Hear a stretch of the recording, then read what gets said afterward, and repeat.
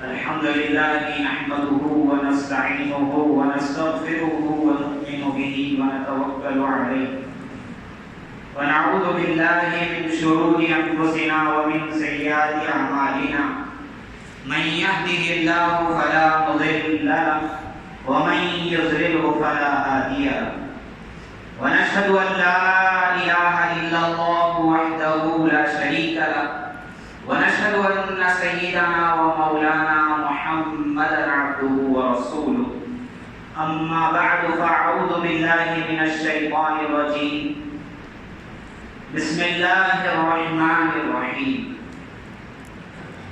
ولا تقربوا الزنا إنه كان فاحشة وساء سبيلا وقال النبي صلى الله عليه وسلم ألا وإن في الجسد مضغة إذا صلحت صلح الجسد كله وإذا فسدت فسد الجسد كله ألا وهي القلب أو كما قال عليه الصلاة والسلام. محترم حضرات، اللہ تبارک و تعالی نے ہم مسلمانوں کو، ویسے تو سارے انسانوں کو، ایسا دین دیا ہے جس میں اللہ تبارک و تعالی نے احکام تو بتائے ہی بتائے، احکام پر چلنے کی یا چلنے کے لیے جن چیزوں کی ضرورت پڑتی ہے، یعنی جن چیزوں کی وجہ سے احکام پر چلنا آسان ہوتا ہے، اللہ نے ان کو بھی بتایا. جیسے عربی زبان کے اندر ایک لفظ ہے توفیق. توفیق کہتے ہیں اللہ تبارک و تعالی کا کسی انسان کو خیر کے کرنے میں، نیکی کے کرنے میں جن اسباب کی ضرورت پڑتی ہے، ان اسباب کا اللہ تعالیٰ کا کسی کو عطا کر دینا، یہ توفیق ہے. تو اللہ تبارک و تعالیٰ نے اپنے فضل سے نبی صلی اللہ علیہ وسلم کے صدقہ طفیل میں ایسا کامل، مکمل، آسان، بغیر حرج والا دین اللہ نے دیا ہے کہ اللہ نے احکام تو دیے ہی، پھر احکام پر چلنے کے لیے جو آسانیاں مطلوب ہوتی ہیں، جو ذرائع مطلوب ہوتے ہیں، جن چیزوں کی ضرورت پڑتی ہے، اللہ نے وہ بھی بھرپور عطا. اللہ نے کسی گناہ سے روکا ہے تو ایسے روکا ہے کہ اس کے ذرائع کو بھی بند کر دیا، اس کی جڑ ہی کاٹ دی. بولتے ہیں دکھتی رکھتے انگلی رکھتے. تو اللہ نے گناہوں کو روکا ہے تو ایسا روکا ہے، فرمایا ہر آدمی ان چیزوں کے کرنے کے بعد خود بخود وہ گناہوں سے رک جائے. اب دیکھو ایک بات، میں نے قرآن کریم کی آیت پڑھی، اللہ تعالیٰ فرماتے ہیں وَلَا تَقْرَبُوا الزِّنَا، زنا کے قریب بھی مت جاؤ. اللہ نے یہ نہیں کہا زنا مت کرو، اللہ نے اس سے بھی آگے بڑھ کر کے کہا زنا کے قریب بھی مت جاؤ. مطلب جو چیزیں زنا تک لے جاتی ہیں ان کو بھی اختیار مت کرو. اللہ کے نبی صلی اللہ علیہ وسلم کی حدیث ہے، اللہ کے نبی صلی اللہ علیہ وسلم نے فرمایا آنکھوں سے دیکھنا بری نظر سے یہ آنکھوں کا زنا، کانوں سے سننا غلط باتوں کو، نامحرم کی باتوں کو سننا یہ کانوں کا زنا. فرمایا ہاتھ سے پکڑنا یہ ہاتھوں کا زنا، پیروں سے اس جگہ تک جانا یہ پیروں کا زنا، دل سے اس کی خواہش اور خوب تمنا کرنا یہ دل کا زنا. پھر حضور نے فرمایا اس کے بعد میں شرمگاہ جو ہوتی ہے اس کی تصدیق کر دیتی ہے یا تکذیب کر دیتی ہے. اس کا مطلب یہ ہے کہ ہماری شریعت نے جب گناہ سے روکا ہے تو ایسا کامل روکا ہے کہ ہر انسان اس سے بچ سکتا ہے. ہماری شریعت میں یہ نہیں ہوتا کہ کسی انسان کو تختے پر باندھ کر سمندر میں پھینک دیا جائے اور پانی کا ایک قطرہ بھی تم کو نہیں لگنا چاہیے، ایسا نہیں ہوتا ہمارے مذہب۔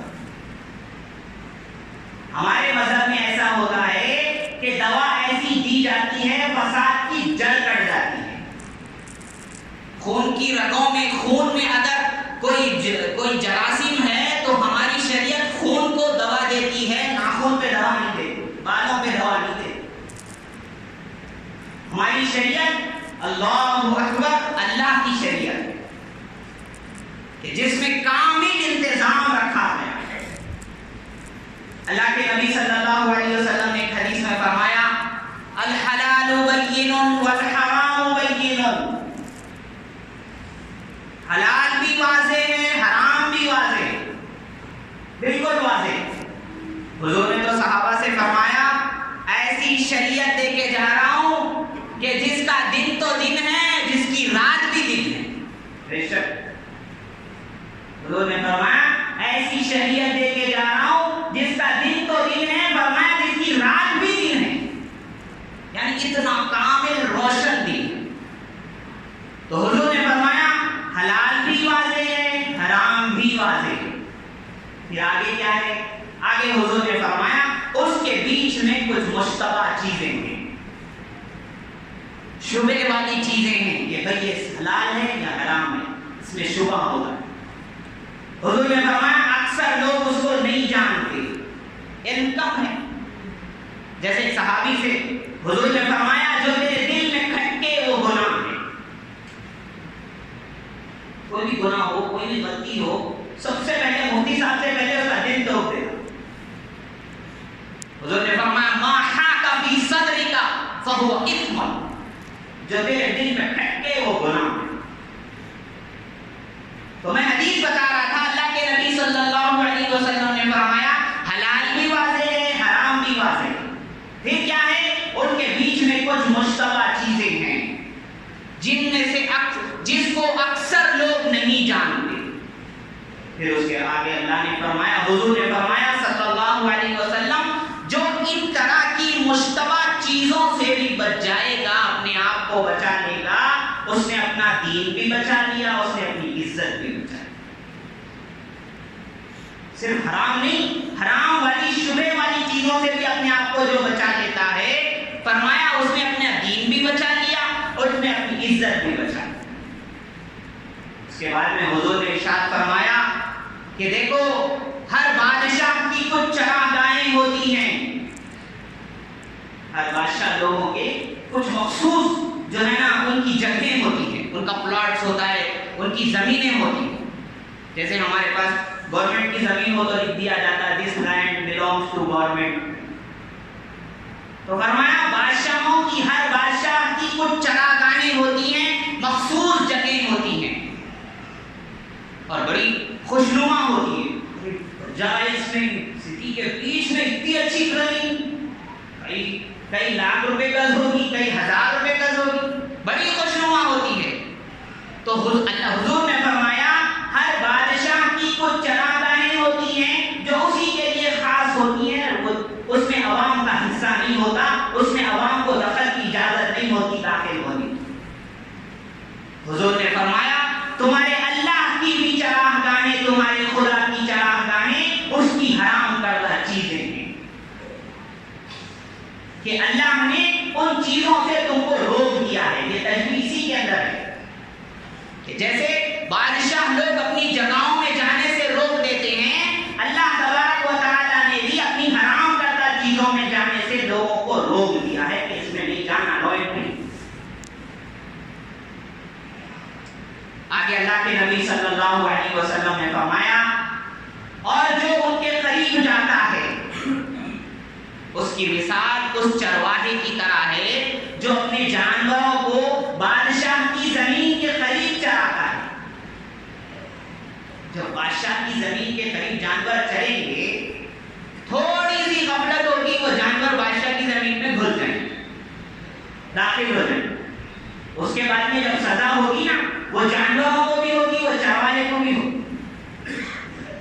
بولتے گیا کہیں ٹوٹتا، ادھر کہیں کو مرنے گیا، بولتے نا ہمارے پاس اوپر نہیں کو چڑھا، وہاں پہ وہاں سے گرا، مرنے نہیں کو گیا تھا، وہاں پر کھیلنے کو میدان تھا، وہاں کھیلنا تھا۔ تو فرمایا کوئی جانور اگر اس چراگاہ میں چلا جاتا ہے تو اس جانور کو بھی سزا دی جاتی ہے، جانور والے کو بھی سزا دی جاتی ہے۔ اس کی کیا غلطی ہے؟ اس کی غلطی یہ ہے کہ وہ جانور کو وہاں خرید کیوں لے کے آیا؟ دوسرا جنگل بڑا تھا، وہاں چرا تھا۔ تو اللہ کے نبی صلی اللہ علیہ وسلم نے یہ مثال دے کے فرمایا، اللہ والے فرماتے ہیں حضور کیا بتانا چاہتے ہیں کہ تمہارا دل، تمہارا نفس بھی جو ہے نا وہ تمہارا جانور ہے، تم اس کو حرام کے قریب لے جاؤ گے، وہ حرام میں شریک ہو جائے گا، داخل ہو جائے گا، اس کو سزا ہوگی تو تمہیں بھی سزا ہوگی۔ اس کے بعد میں حضور نے فرمایا دیکھو یاد رکھو، کان کھول کے سن لو، الا ان فی الجسد مضغۃ، جسم کے اندر ایک گوشت کا لوتھڑا ہے۔ حضور نے فرمایا اذا صلحت صلح الجسد کلہ، جب وہ درست ہو جاتا ہے پورا جسم درست ہو جاتا ہے۔ کسی کا دل صحیح ہو جائے، فرمایا وہ کوئی اس کو گناہ کی دعوت بھی دے گا تو وہ نہیں جائے، ورنہ تم جتنے سی ٹی وی کیمرے لگا لو، جو کرنا ہے۔ ابھی آگے کی تفصیل میں آؤں گا، لیکن یہاں بات سنیے، اللہ کے نبی صلی اللہ علیہ وسلم فرما رہے تمہارے جسم کے اندر ایک گوشت کا لوتھڑا ہے، جب وہ درست ہو جاتا ہے پورا جسم درست ہو جاتا ہے۔ اس کے بعد میں حضور نے فرمایا جب وہ بگڑ جاتا ہے تو پورا جسم بگڑ جاتا ہے۔ اور کان کھول کے سن لو، وہ جسم کے اندر گوشت کا لوتھڑا وہ دل ہے، دل۔ تو سب سے پہلی بات انسانوں کو، مسلمانوں کو گناہ سے اگر روکنا ہے، ان کے دلوں پہ محنت کرنی ہے، ان کے دلوں کی اصلاح کرنی ہے۔ اس کے بعد میں اور بہت سے ذرائع ہیں۔ قرآن کریم میں اللہ نے فرمایا زنا کے قریب مت جاؤ۔ اللہ نے مسلمانوں کی تعریف کرتے ہوئے اللہ نے فرمایا مسلمان ایمان والے وہ لوگ ہیں جن کی ایک اچھی صفت یہ ہے کہ اپنے شرمگاہوں کی حفاظت کرتے ہیں، مگر اپنی بیویوں پر اور باندیوں پر۔ باندیاں پہلے ہوا کرتی تھی، آج اسلام کی برکت ہی سے آج ان کا خاتمہ ہوا۔ اس کے بعد میں اللہ فرماتے ہیں ان دونوں کے پاس تم اپنی خواہش پوری کر سکتے ہو۔ اس کے آگے اللہ فرماتے ہیں فَمَنِ ابْتَغَىٰ وَرَاءَ ذَٰلِكَ فَأُولَٰئِكَ هُمُ الْعَادُونَ، جو اس کے علاوہ اپنی خواہش پوری کرنے کے کوئی اور طریقہ اختیار کرے گا وہ لوگ بڑے حد سے گزرنے والے ہیں۔ اب اسی میں زنا ہے، اسی میں لواطت ہے، مرد کا مرد سے خواہش پورا کرنا، اسی میں اپنے ہاتھ سے اپنی خواہش پوری کرنا، وہ بھی اس میں شامل۔ یہ دنیا تو یہ کہتی ہے کہ زبردستی گناہ نہ ہو، زنا نہ ہو، ہم کہتے ہیں زبردستی نہیں، خوشی سے کریں گے، بغیر نکاح کریں گے، یہ بھی گناہ ہے، یہ بھی زنا۔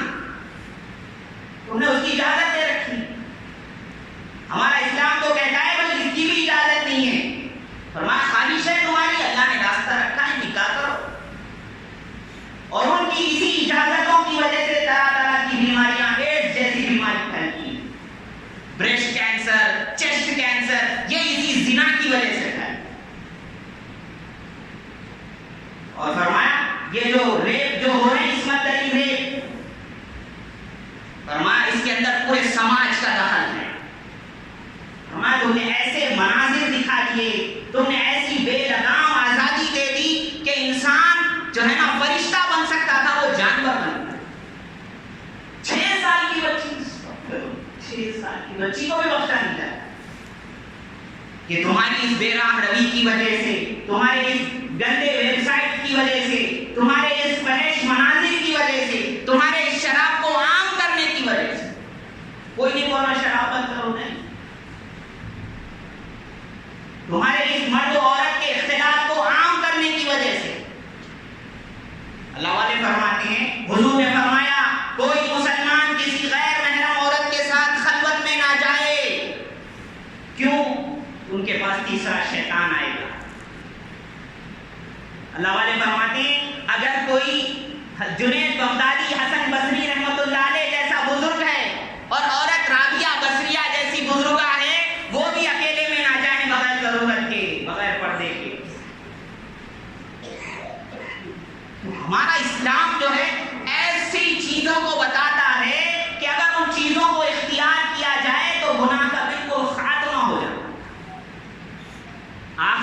سزاؤں کی. اور سزا کے بارے میں تو کچھ لوگ ایسے ہیں بھائی نہیں یہ تو ہیومن رائٹس ہے, اس کو پھانسی کیسے دیں گے, اس کو قتل کیسے کریں گے. اگر آپ اس کو قتل نہیں کریں گے تو دوسرے لوگ قتل سے رکیں گے کیسے؟ دیکھو کہا جاتا ہے ظالم پر رحم کرنا یا مظلوم پر ظلم کرنا. کسی کو ظالم پر اگر ترس آ رہا ہے تو وہ مظلوم پہ ظلم کر رہا ہے. میں مثال دیتا ہوں, بار بار دیتا رہتا ہوں. سانپ جا رہا ہے آپ کے سامنے سے. شیخ سعدی نے لکھا ہے ایک پتھر پہ سانپ ہے, ایک ہاتھ میں تمہارے پتھر ہے, اس سانپ کو نہیں مارو گے, فرمایا تم انسانوں پہ ظلم کر رہے ہو. ہمارے پاس بولتے منہ ایسا جانور ہے بھائی چھوڑ دو, بولے تو آگے جا کے چھوٹے بچے کو کاٹ دیتا. تو رحم کھاؤ جس پر کھانا ہے. یہاں بہت سے لوگ اس دنیا کے اندر اتنے نرم دل ہوتے نہیں بھائی اس سے گناہ ہو گیا لیکن پھانسی کی سزا نہ رکھی جائے, قتل کی سزا نہ رکھی جائے, تو لوگ رکیں گے کیسے؟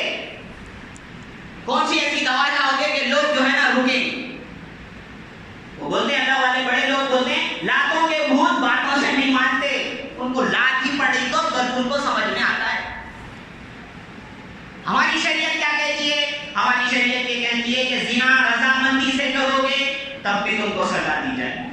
کیا سزا ہے؟ فرمایا بچہ بچی بغیر شادی شدہ ہے, شادی شدہ نہیں ہے, شادی نہیں ہوئی ہے, وہ اگر یہ گناہ کریں گے تو ان کو 100 کوڑے لگائے جائیں, 100 کوڑے, چاہے وہ جو ہو.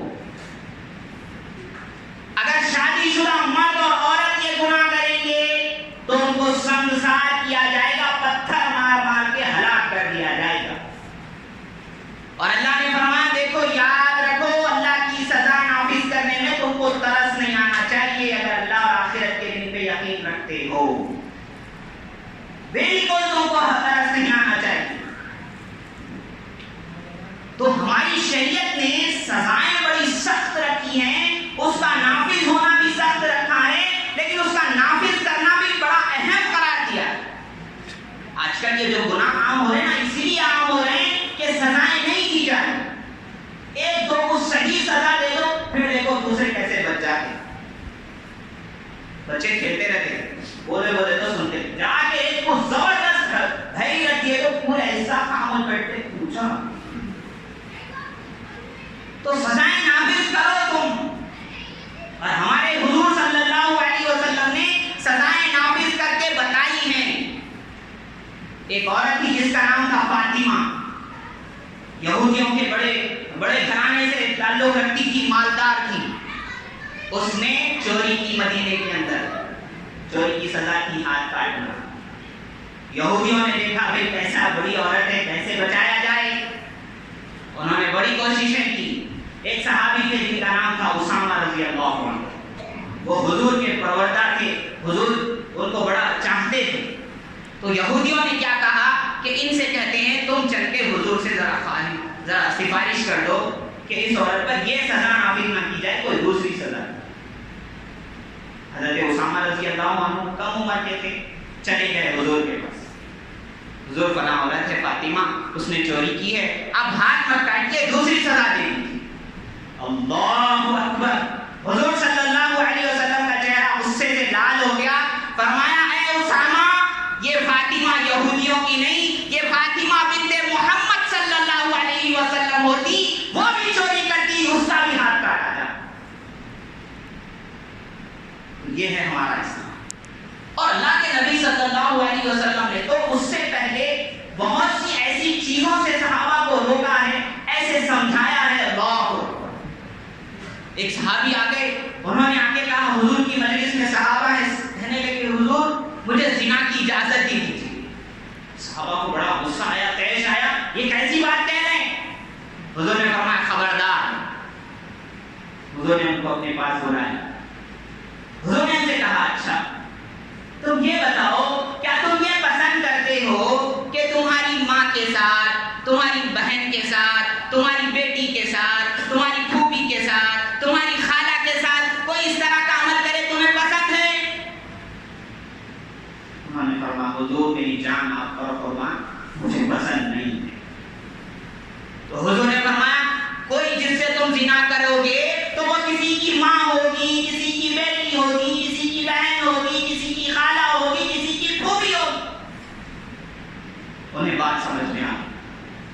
اس کے بعد میں حضور صلی اللہ علیہ وسلم نے ان کے ہاتھ پر، ان کے سینے پر اپنا ہاتھ رکھا.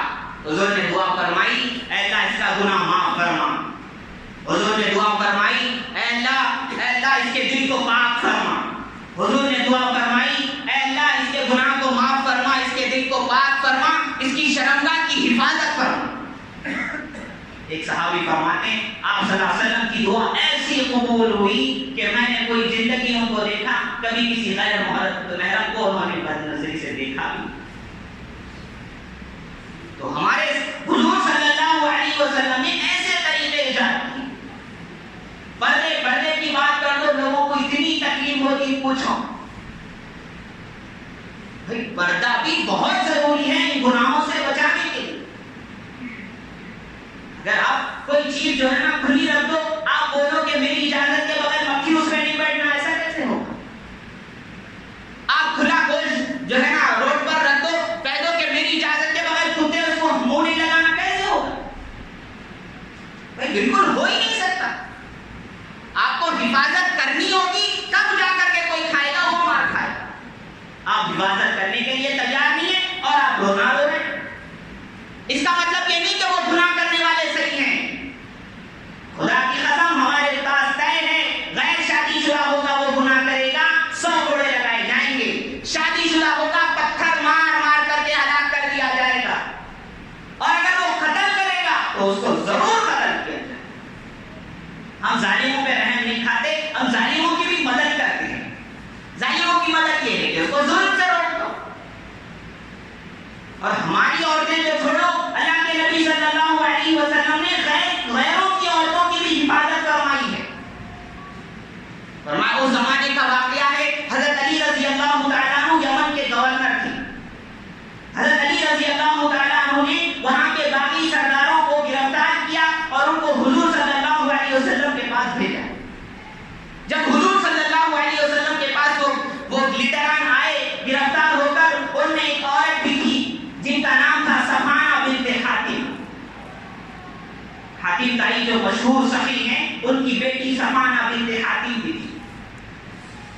جب وہ حضور کے پاس لائی گئی تو انہوں نے حضور صلی اللہ علیہ وسلم سے کہا اے نبی صلی اللہ علیہ وسلم، میرے والد، میں حاتم تائی کی بیٹی ہوں، بڑے سخی کی بیٹی ہوں. میرے والد غریبوں کو کھانا کھلاتے تھے، یتیموں کے ساتھ اچھا سلوک کرتے تھے، بیواؤں کے ساتھ اچھا سلوک کرتے تھے. حضور نے فرمایا ہاں اس کے باپ میں مسلمانوں جیسی عادتیں تھیں. حضور نے ان کی سخاوت کی تعریف فرمائی، اسی لیے آج حاتم تائی مشہور ہے. تو انہوں نے کہا حضور میری ایک درخواست ہے. صفانہ بنت حاتم غیر تھی، مسلمان ابھی نہیں ہوئی تھی. حضور سے کہہ رہی ہیں حضور میرے اوپر ایک کرم کیجیے، ایک مہربانی کیجیے، ایک احسان کیجیے کہ میرا بھائی آپ کے لشکر سے ڈر کر شام میں بھاگ گیا ہے، مجھے اجازت دیجیے کہ میں جاؤں اور اس کو منع کر کے لاؤں. وہ میرا محافظ ہے، میں اس کو پالوں، میں اس کو جا کر کے لاؤں. حضور نے بات سنی اور حضور گزر گئے. پھر دوسرے دن جب حضور کا وہاں سے گزر ہوا، انہوں نے وہی کہا حضور مجھے بھیج دیجئے، میرا بھائی وہاں ہے. حضور نے فرمایا تم اتنی جلدی کیوں کرتی ہو؟ ٹھہرو، تمہارے خاندان میں سے، تمہارے رشتہ داروں میں سے، تمہارے اعتماد کا، بھروسے کا کوئی شخص آ جانے دو، وہ جب آ جائے تو اس کے ساتھ چلی جا. پھر فرماتے ہیں چند دن کے اندر ان کے رشتہ دار کے کچھ لوگ آ گئے تو حضور نے ان کو جانے کی اجازت دی. دیکھو حضور صلی اللہ علیہ وسلم نے اپنی عورت نہیں غیروں کی عورت کی بھی اس طرح حفاظت فرمائی کہ وہ چاہ رہی تھی کہ میں اکیلی چلی جاؤں. حضور نے فرمایا تم کو اکیلی جانا نہیں ہے، تمہارا کوئی ساتھ میں رہے گا محافظ جب بھی تم جاؤ. تو اس لیے ہم مسلمانوں کو یہ سمجھنا چاہیے، یہ اپنے عمل سے بتانا چاہیے کہ ہم بڑے اعلیٰ مذہب والے لوگ ہیں. ہمارا مذہب خدا کی قسم ایسا مذہب ہے، ایک دن آئے گا کہ عزت والا عزت کے ساتھ آئے گا، ذلت والا ذلت کے ساتھ آئے گا. ہر کچے پکے مکان میں اس اسلام کو داخل ہونا ہے، بالکل قطعی ہونا. اب یہ لوگ دنیا کے لوگ، ہمارے ہندوستان کے لوگ بولتے ہیں بھائی یہ گناہ ختم کرنا ہے تو اسلامی شریعت کی سزائیں رکھ دو. بالکل کہنا پڑے گا تم کو، اس لیے کہ اس کا علاج ہی ہے، اس کے بغیر تم علاج کر ہی نہیں سکتے.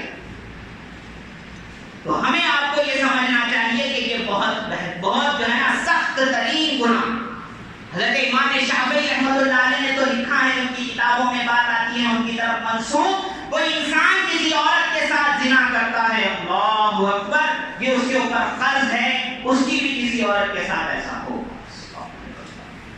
اللہ ہماری آپ کی ساری امت کی ماں بہنوں کی ساری انسان عورتوں کی اللہ حفاظت کرے۔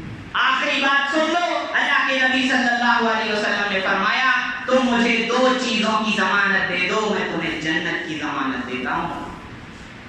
دو چیزوں کی اتھارٹی، دو چیزوں کی امانت کی حفاظت مجھے دے دو، مجھ سے جنت کی ضمانت دے دو، سرٹیفکیٹ دے دو۔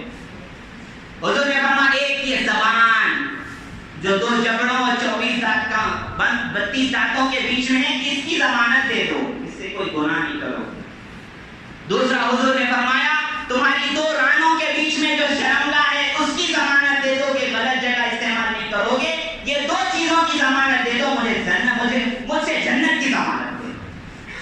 اللہ تبارک و تعالیٰ سے دعا ہے، اللہ تبارک و تعالیٰ ہم تمام مسلمانوں کو اللہ کی حرام کردہ چیزوں سے بچنے کی توفیق عطا فرمائے۔ اللہ ہمیں شبہ والی چیزوں سے بھی بچنے کی توفیق عطا فرمائے۔ اللہ ہر طرح کی برائیوں سے، بے حیائیوں سے ہم تمام مسلمانوں کی، جوانوں کی، بوڑھوں کی، عورتوں کی، بچوں کی اللہ اپنے فضل سے حفاظت فرمائے اور اپنے فضل سے ہمارے دنیا اور آخرت کے تمام مسائل حل فرمائے۔ آمین۔ وآخر دعوانا الحمدللہ رب العالمین۔ جو حضرات